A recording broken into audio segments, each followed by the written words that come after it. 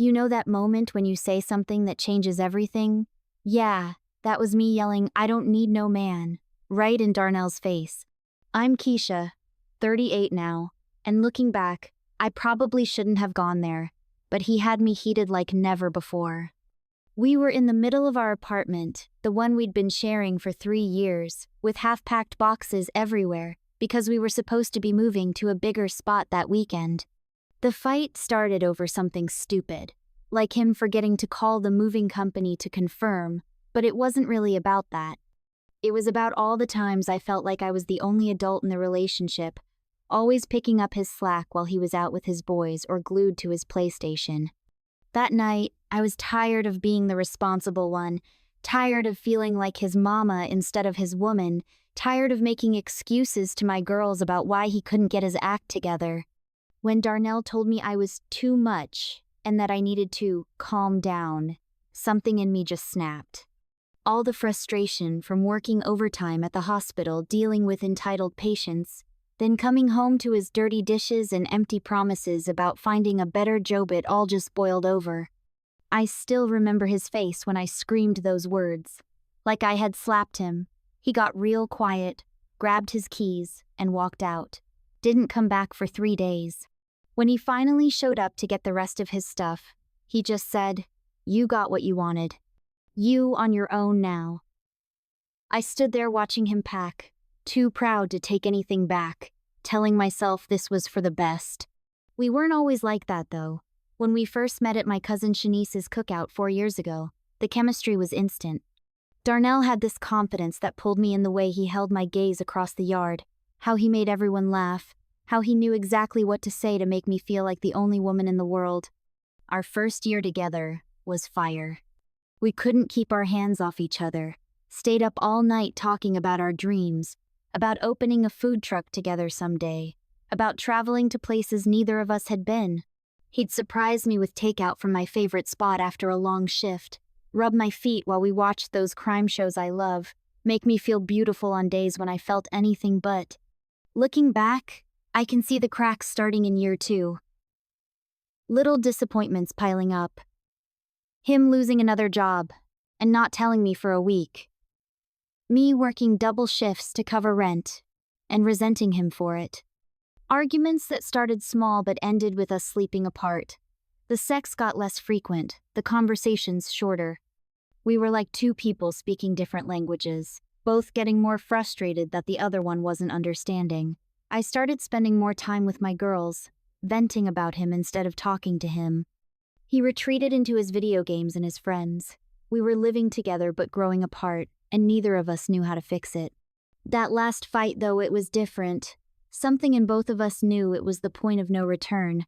When he walked out that door, a part of me wanted to run after him, to say I didn't mean it.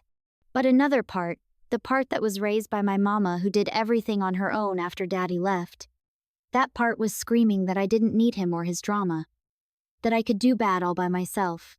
So I let him go, convinced myself I was better off alone, posted all those leveling up quotes on social media, and told everyone who would listen that I was living my best life without him. I had no idea what was coming, or that 3 years later I'd be lying awake at night wondering if I made the biggest mistake of my life. After Darnell moved out, I went full independent woman mode, changed my hair, redecorated the apartment, threw myself into work, and got that promotion to charge nurse I'd been eyeing. My social media was nothing but gym selfies, brunches with my girls, and inspirational quotes about not needing a man to complete me. I was that friend always saying, "Girl, men are too much drama," while ordering another round of drinks. On the outside, I was thriving. My supervisor at the hospital even pulled me aside to ask what had me so focused lately. I just smiled and said, "Nothing holding me back anymore." The first 6 months were honestly a high. I joined this women's investment group, started taking these financial literacy classes, even opened a retirement account. My sister Latrice kept saying she barely recognized me in a good way. I was making decisions without having to consult anyone, staying late at work without texts asking when I'd be home, spending money on myself without feeling guilty. When my girls wanted to hit up that new rooftop bar downtown, I was the first one ready. When they complained about their men, I'd just sip my drink and say, couldn't be me. But real talk? Coming home to an empty apartment started hitting different after a while. I'd catch myself cooking enough for 2 people out of habit, or reaching for my phone to text Darnell something funny that happened at work before remembering we didn't do that anymore. The silence started feeling heavy, especially on Sunday mornings when we used to lay in bed talking about nothing and everything. I'd never admit this to anyone, but sometimes I'd play our old playlists just to remember what it felt like when things were good between us. Dating apps were a whole other level of disappointment. Men either wanted hookups or had so much baggage they needed their own luggage cart. One guy showed up 20 minutes late to our coffee date, then spent the next hour talking about his ex-wife. Another seemed promising until he started sending those "you up?" texts at 1 a.m. I went on exactly 4 first dates in 8 months, and ghosted all of them for various offenses that, looking back, might have just been me finding reasons to run before they could reject me. The wake-up calls started coming about 18 months after our breakup. First was my girl Tanisha's baby shower. Everyone kept asking when I was going to settle down, like my career achievements meant nothing without a ring and a baby. I laughed it off, but it stung. Then my period was late just stress. Turned out, but those 2 weeks of wondering had me thinking about who would be there if I was pregnant for real. No emergency contact except my mama who lives 3 states away. Then I caught pneumonia bad enough to land me in my own hospital as a patient. 3 days in, no visitors except my coworkers checking in during their shifts. I kept telling the night nurse I was fine by myself, but watching all the other patients with their families hit me in a way I wasn't ready for. The final blow came when I ran into Darnell at Target, of all places. Not alone either he was, with this pretty light-skinned girl, looking at bedding sets and laughing. He had this new haircut, looking healthy, hand resting comfortable-like on her lower back. When he saw me, there was this flash of something in his eyes before he nodded hello. We made awkward small talk. Yes, he was good. Yes, I was good too. Yes, this was Brianna, his fiancée. The word echoed in my head the whole drive home. 2 years after I told him I didn't need him, and he had moved all the way on to planning a future with someone else. That night I scrolled through his social media for the first time since we broke up. There they were, Darnell and Brianna at his family reunion, on vacation in Cancun, dressed up for what looked like a work event. The caption on one photo read, "When you find the one who gets you." I threw my phone across the room and cried for the first time since our breakup. Not because I necessarily wanted Darnell back, but because he had found what I was pretending not to want, someone to share his life with. Meanwhile, I was eating takeout alone on a Friday night, pretending that was freedom. After seeing Darnell happy with someone else, I went into fix-it mode, downloaded every dating app, swiped right on guys I would have ignored before, said yes to setups from coworkers. There was DeAndre, the pharmaceutical rep who took me to nice restaurants but checked his phone every 5 minutes. We lasted 3 weeks before I blocked him for being emotionally unavailable. Then came Jamal, this fine accountant my cousin knew. Things were promising until our 3rd date when he suggested splitting the check. I made a scene about men needing to step up and stormed out. Looking back, I was the problem testing these men against impossible standards they didn't even know they were being measured by. The worst was Keith, this contractor who pursued me hard. Flowers at work, thoughtful texts, the whole thing. He was attentive in ways Darnell never was, but instead of appreciating it, I found myself picking fights, questioning his motives, accusing him of trying to control me when he'd suggest staying in for a movie night instead of me going out with my girls again. After 2 months, he sat me down and said, "Keisha, nothing I do is ever enough for you. It's like you're still fighting with your ex." I told him he didn't know what he was talking about and ended things that night. Truth is, I was bringing all my baggage from Darnell into every new situation. If a man was affectionate, I'd get suspicious. If he gave me space, I'd feel neglected. I wanted someone who could read my mind without me having to communicate, then got upset when they couldn't. I kept everyone at arm's length, then complained about feeling alone. My friend Jasmine tried to point this out once, saying maybe I should talk to someone professional about my trust issues.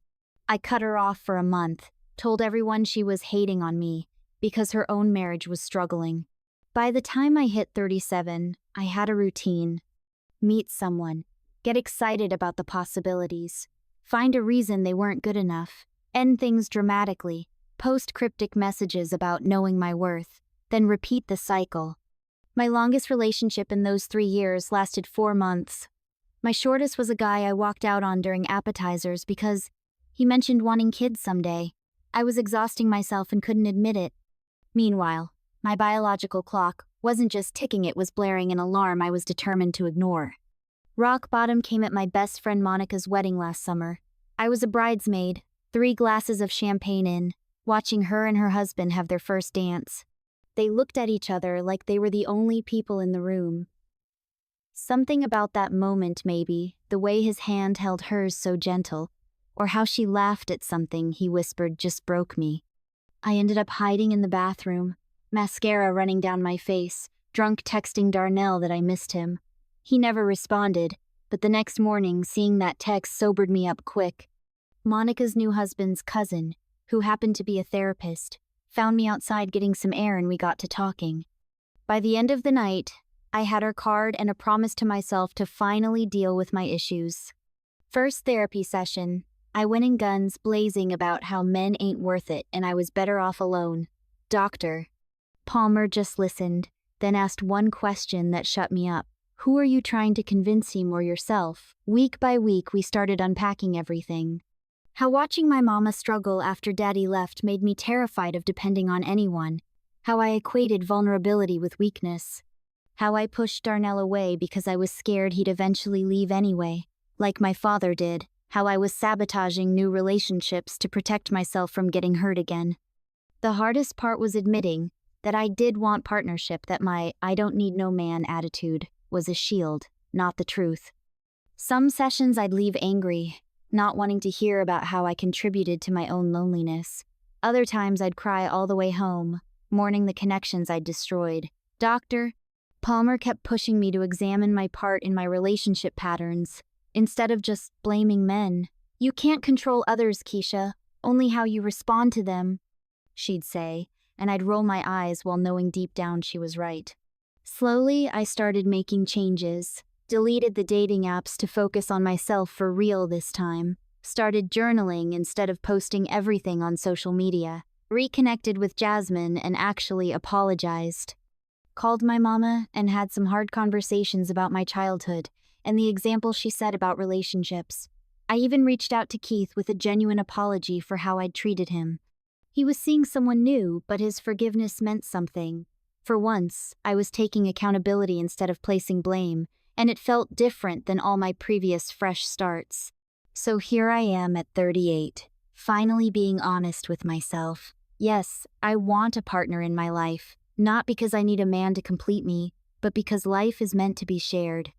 I miss having someone to talk to at the end of a hard day, someone to celebrate the wins with, someone who knows my quirks and loves me anyway. The other night, I was putting together this bookshelf from IKEA by myself, sweating and cursing at these instructions that might as well have been written in another language. 2 hours in, furniture parts all over my living room floor, I just sat there thinking about how Darnell would have taken over and figured it out while I made us snacks and picked the movie we'd watch after. Those little moments of teamwork, that's what I miss most. I've been on a couple dates recently with this guy Michael I met at my gym, taking it slow, being intentional. When he texts, I respond like a normal person instead of playing games. When something bothers me, I actually tell him instead of expecting him to read my mind. It's uncomfortable, being this vulnerable, but it's also kind of freeing. Last week, he cooked dinner at his place and burned the garlic bread. The old me would have seen that as a red flag somehow, like, if he can't even handle garlic bread, how can he handle a relationship? Instead, I laughed and helped him scrape off the burnt parts, and we ate it anyway.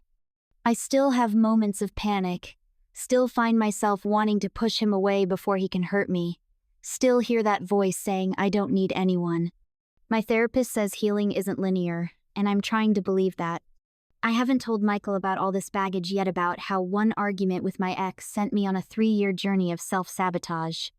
About how those 4 words, "I don't need no man," became both my battle cry and my prison. That conversation will come when I'm ready. The truth I'm still coming to terms with, is that needing connection doesn't make me weak, it makes me human. And yes, I can survive on my own. I've proven that. But there's a difference between surviving and thriving, between independence and isolation. I don't regret the growth of these past years, but I do regret how long I let my pride keep me from admitting what I really want. If I could go back to that fight with Darnell, would I take back what I said? I don't know. Maybe we weren't right for each other in the end, or maybe we could have worked through it if I hadn't been so quick to push him away. That's the thing about word sons, they're out there. You can't take them back. All you can do is learn from them and try to do better next time, and that's what I'm finally ready to do. Try again, this time with my walls down and my heart open, scary as that feels, because turns out I do need love in my life after all, and that's okay to admit.